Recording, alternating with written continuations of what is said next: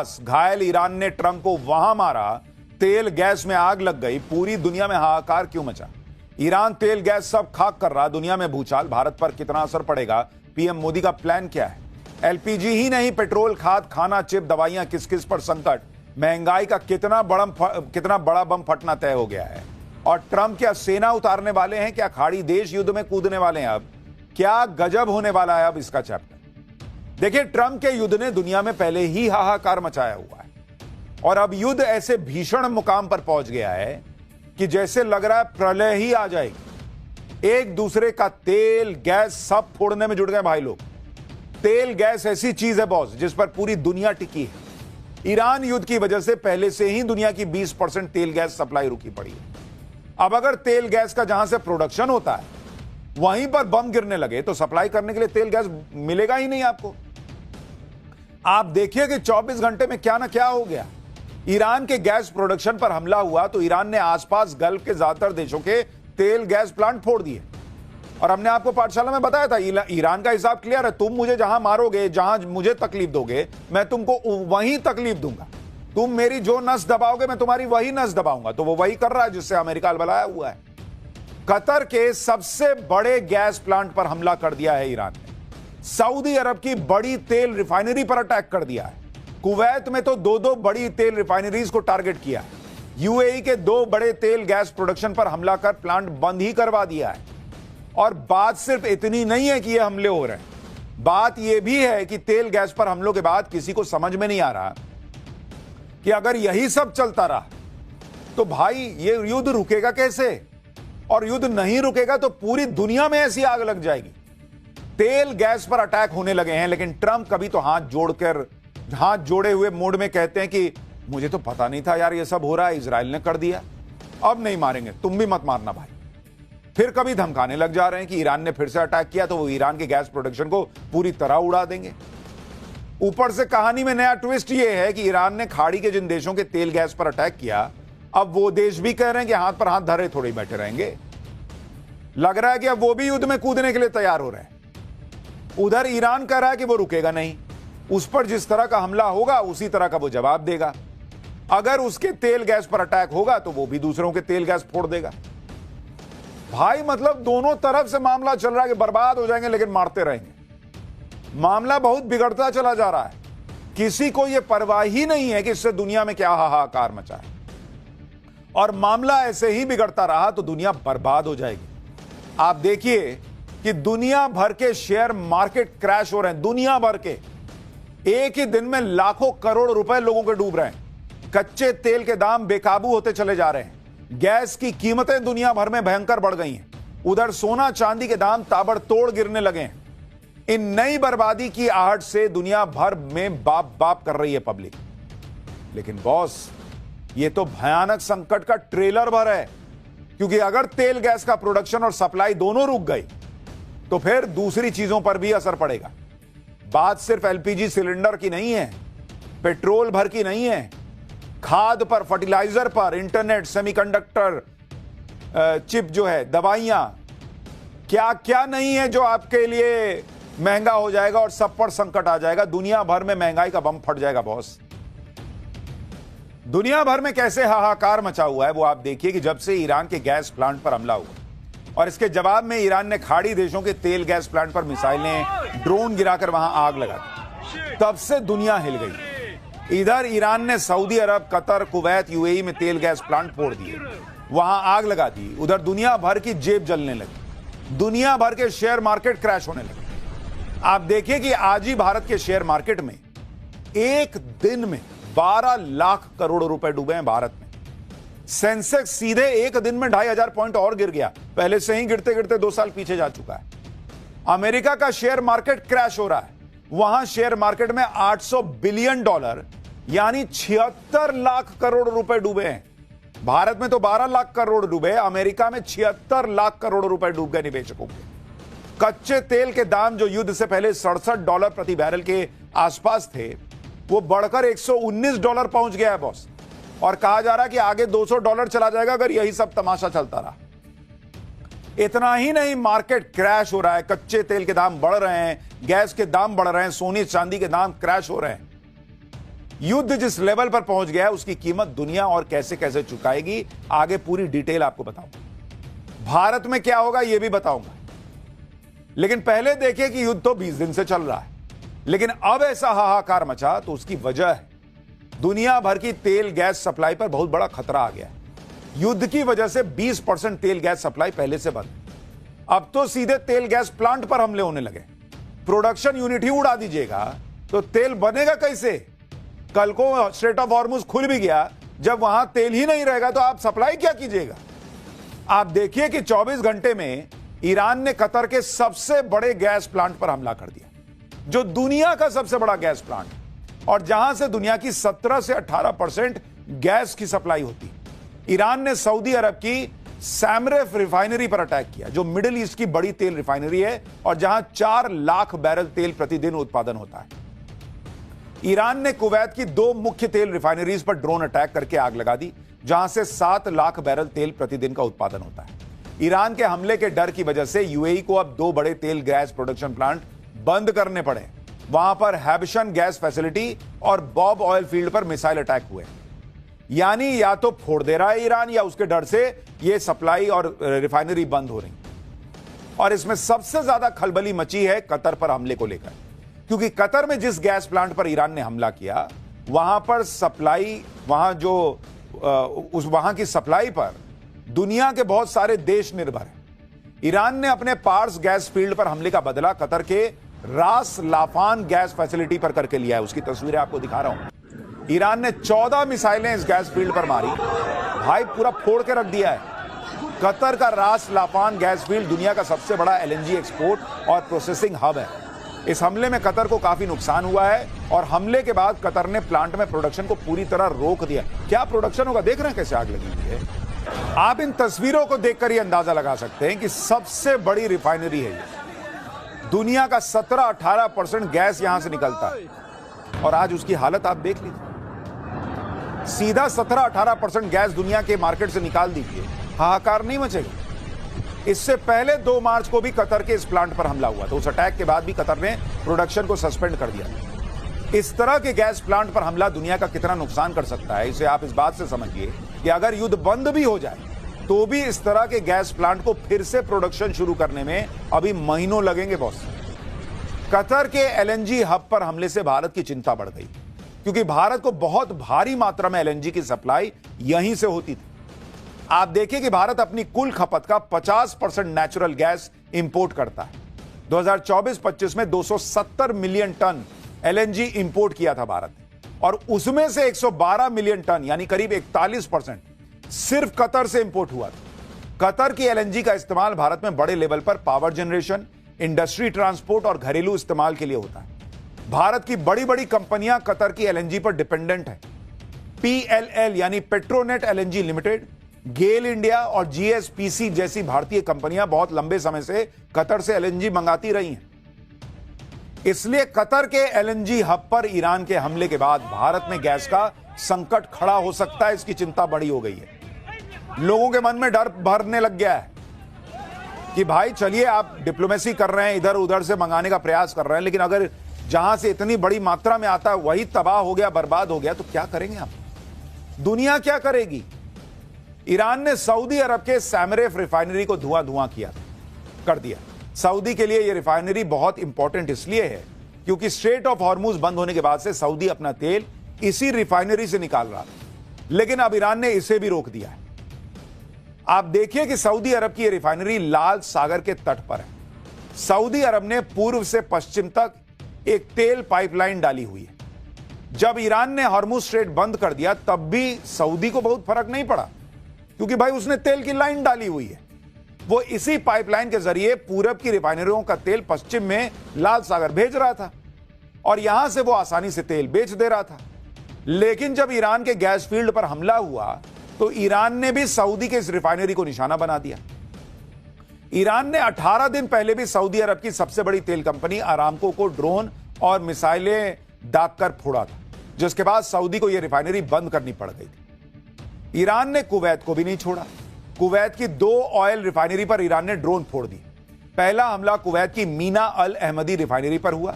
यहां ड्रोन फटने के बाद पूरा इलाका हिल गया। ईरान ने दूसरा हमला कुवैत की मीना अब्दुल्ला रिफाइनरी पर किया है। ईरान के इन हमलों से सऊदी अरब, कुवैत, कतर, यूएई में हड़कंप मचा हुआ है बॉस। पूरा मिडिल ईस्ट हिला हुआ है, क्योंकि इनकी पूरी इकोनॉमी तेल पर चलती है बॉस। और वही तेल गैस फोड़ दोगे तो इनका तो तेल निकल जाएगा। अमेरिका ईरान के इस युद्ध से तो पहले ही खाड़ी देशों की जान पर बनी हुई है। अब उनके रिसोर्सेज पर खतरा आ गया है। आज सऊदी अरब की राजधानी रियाद में अरब और इस्लामिक देशों के विदेश मंत्रियों की एक मीटिंग हुई और इस मीटिंग में खाड़ी देशों में ईरान के हमलों को लेकर बात हुई। इस मीटिंग के बाद सऊदी अरब के विदेश मंत्री प्रिंस फैसल ने ईरान को सीधी चेतावनी देते हुए कह दिया कि उसे इन हमलों के नतीजे भुगतने होंगे। वहीं कतर तो इतना भड़क गया कि उसने ईरान के सैन्य अधिकारियों को 24 घंटे के भीतर देश छोड़ने का अल्टीमेटम दे दिया। खाड़ी देशों से संकेत मिल रहे हैं कि वो भी इस युद्ध में कूदने की तैयारी कर रहे हैं। भाई उनको लग रहा है कि अब तो क्या करें, उधर ईरान अमेरिका तक तो मार नहीं पा रहा, तो वो इनको मार रहा है। इधर नस दबाता है ताकि अमेरिका जो है वो चिल्लाए, लेकिन नस तो इनकी दब रही है, मर तो ये रहे हैं, हालत इनकी खराब हो रही है। तो खाड़ी देश कर रहे हैं कि हमको भी कूदना पड़ेगा युद्ध में। अगर खाड़ी देश युद्ध में कूद गए तो भाई ये युद्ध उस लेवल पे चला जाएगा जहां से नीचे खींचना मुश्किल हो जाएगा। लेकिन ईरान सिर्फ खाड़ी देशों को ही नहीं फोड़ रहा, उनको ही नुकसान नहीं पहुंचा रहा, बल्कि इजराइल के गैस प्लांट पर ईरान ने हमला कर दिया। बड़ी खबर आ रही है, हाइफा ऑयल रिफाइनरी पर मिसाइल से अटैक हुआ है और ये इजराइल के लिए बड़ा झटका है कि उसके हाइफा ऑयल रिफाइनरी पर अब ईरान ने मिसाइल से अटैक कर दिया है। यानी ईरान रुकने का नाम नहीं ले रहा बॉस। भाई वो कह रहा है तुमने मेरा तेल और गैस फोड़ा, मैं जहां तक मार सकता हूं वहां तक घुस घुस के तेल गैस फोड़ दूंगा सब। उधर ट्रंप भी फिर से ईरान को ऐसा धमका रहे हैं कि ईरान का पूरा गैस प्रोडक्शन ही उड़ा देने की धमकी दे डाली। ट्रंप ने कहा कि इजराइल ने ईरान के गैस फील्ड पर जो अटैक किया उसके बारे में अमेरिका को कुछ पता ही नहीं था। एकदम मासूम बन रहे हैं, अरे हमको तो पता ही नहीं था, तुमको नहीं पता था। अब इजराइल इस तरह का हमला नहीं करेगा कह रहे हैं, लेकिन अगर ईरान ने अब गैस तेल प्लांट पर हमला किया तो उसे अमेरिका छोड़ेगा नहीं। ट्रंप ने कहा कि अमेरिका ईरान के साउथ पार्स गैस फील्ड को इतनी ताकत और इतने जोर से उड़ा देगा जो ईरान ने पहले देखा नहीं होगा। लेकिन अमेरिका का टोन चेंज हो रहा है, उसको समझ में आ रहा है कि भाई ये तो बहुत तेज मार रहा है, इधर से एक मारो ये चार मारने जैसा कर रहा है। तो अमेरिका कह रहा है कि हम नहीं मारेंगे, तुम भी मत मारो। क्यों भाई, तुमने शुरू क्यों किया? उधर अमेरिका के रक्षा मंत्री पीट हेग्सेथ ने कह दिया कि आज ईरान पर अमेरिका का अब तक का सबसे बड़ा हमला होने वाला है। एक तरफ इनके डोनाल्ड ट्रंप कहते हैं कि ईरान को तो ऐसा फोड़ दिया है कि कुछ बचा ही नहीं, फिर ये कहते हैं इतना बड़ा हमला करूंगा कि ईरान की ताकत घट जाएगी। तो भाई जब सब उसका ताकत निचोड़ चुके हो हमले कर करके, तो अब कौन सा ताकत निकाल रहे हो? बोलो ना कि तुम्हारी इज्जत जो है वो मिट्टी में मिल रही है, इसलिए झूठ बोल बोल के उस पर लीपापोती करते हो। उधर ट्रंप का प्लान यह है कि अगर ईरान ने हॉर्मुज स्ट्रेट नहीं खोला तो अमेरिका खार्ग आइलैंड पर कब्जा कर लेगा। खार्ग आइलैंड पर अमेरिका हाल ही में बम फोड़ चुका है ताकि ईरान हॉर्मुज स्ट्रेट को खोल दे, लेकिन ईरान ने भी अभी तक हॉर्मुज बंद किया हुआ। लेकिन अब अमेरिका ने अपने 2000 मरीन जवानों को इस आइलैंड की तरफ रवाना कर दिया है। रिपोर्ट है कि इस जहाज को सिंगापुर से ईरान की तरफ बढ़ते हुए देखा गया है। अमेरिका के रक्षा मंत्री पीट हेग्सेथ ने ईरान को धमकाते हुए कहा कि अगर ईरान हॉर्मुज के रास्ते में अड़ंगा डालेगा तो अमेरिका उसके उस खार्ग आइलैंड पर कब्जा कर लेगा। लेकिन ईरान कह रहा है कि कुछ भी करके देख लो, ईरान झुकेगा नहीं। ईरान तो वेट कर रहा है, ईरान बैठा हुआ है कि तुम भेजो अपने सैनिक। जो ड्रोन हम अमेरिका तक नहीं भेज पा रहे, जो मिसाइलें हम अमेरिका तक नहीं मार पा रहे, तुमको ईरान के लोगों को मारने में मजा आता है। ईरान कह रहा तुम भेजो ना, हम मार के बताते हैं तुम कैसे तुम्हारे सैनिकों को मारेंगे। सिर्फ अमेरिका के संसाधन, अमेरिका का पैसा ही बर्बाद होगा, ईरान कह रहा अगर तुम ये सब करोगे। ईरान युद्ध लड़ने के लिए ट्रंप ने अमेरिका में $200 बिलियन मांगे। इस पर भी ईरान के विदेश मंत्री ने कह दिया कि यह युद्ध ईरान के लोगों और अमेरिका के लोगों पर थोपा गया। युद्ध को अभी सिर्फ 3 हफ्ते हुए हैं और ये $200 बिलियन मांगने लगे। अमेरिका के आम नागरिक इसके लिए नेतन्याहू और अमेरिका में नेतन्याहू के लोगों को थैंक यू कह सकते हैं कि लाखों crore dollar Israel first tax के तौर पर लगने वाले, जो अमेरिका की अर्थव्यवस्था को ही बर्बाद करके रख देगा। यानी ईरान जो है वो अमेरिका की पब्लिक को पिन मार रहा है कि देख भाई, मेक अमेरिका ग्रेट अगेन बनाने आए थे ये भाई साहब, ये इजराइल के इशारों पे नाच रहे हैं, उसके लिए काम कर रहे हैं, तुम टैक्स भर रहे हो, इजराइल का काम हो रहा है। मार दिया पिन। वहां पब्लिक जो है वो कर, हाँ यार ये तो सही कर रहा है। देखिए बात सही भी है, जितना पैसा अमेरिका ने करीब 3 साल के यूक्रेन युद्ध में खर्च नहीं किया, उससे कहीं ज्यादा रकम वो 3 हफ्ते में ईरान के खिलाफ लगाने वाला है। आप देखिए कि यूक्रेन युद्ध पर अगर आप देखेंगे अमेरिका का खर्च कितना रहा है, अमेरिका का खर्च अगर आप देखने बैठेंगे कि वो कितना युद्ध पे खर्च किया, तो जो यूक्रेन युद्ध है, यूक्रेन वॉर, उसमें अगर आप देखेंगे 2022 से 2025 की बात कर रहा हूं, उसमें अमेरिका ने कितना खर्चा किया? 16 लाख करोड़ रुपए 3 साल में बॉस, 16 लाख करोड़ रुपए। और ईरान युद्ध में, ईरान वॉर में अमेरिका कितना खर्च कर रहा है? 9,000 करोड़ सीआर पर डे खर्च कर रहा है बॉस, पर डे। और 20 दिन में इसका मतलब यह है ऑलमोस्ट 2 लाख करोड़ रुपए वो खर्च कर चुका है, 2 लाख करोड़ रुपए 20 दिन में। और बजट मांग रहा है कि 18 लाख करोड़ रुपया और दो। तो आप देखिए कि 2 लाख करोड़ इधर और 18 लाख करोड़ का बजट मांग रहा है, तो 20 लाख करोड़ हो गया। तो जितना 3 साल में खर्च नहीं किया यूक्रेन युद्ध में, उससे ज्यादा तो ईरान में खर्चा कर देगा। तो ईरान कह रहा कि मारो, हमको क्या है? हम थोड़े कहते हैं कि हम दुनिया के सबसे बड़े देश हैं, हम दुनिया के सबसे ताकतवर देश हैं, हम पूरी दुनिया को चला रहे हैं। डुबाओ, फाड़ो पैसा, अपना डॉलर फाड़ फाड़ के फेंकते जाओ, जलाते जाओ, हमको क्या? हमको तो मार नहीं बैठो ना, हम तो मार ही रहे हैं, तुम्हारी इकोनॉमी मार के मर जाएंगे, ईरान कह रहा है। सोचिए, ऐसे युद्ध में बेतहाशा खर्च हो रहा है, जिस युद्ध में ट्रंप अपना कोई मकसद भी नहीं बता पा रहे। भाई को पता ही नहीं है कि किस बात का पैसा खर्च कर रहा है। ब्याह में नाच रहे हो कि ऐसे उड़ा रहे हो, पब्लिक का पैसा उड़ा रहे हो तुम। इसी पर दुनिया भर में ट्रंप की छीछा लेदर हो रही है। बड़ी बड़ी मैगजीन और अखबार लिख रहे हैं कि यह ट्रंप का ऑपरेशन एपिक फ्यूरी नहीं है, एपिक फेलियर दिख रहा है।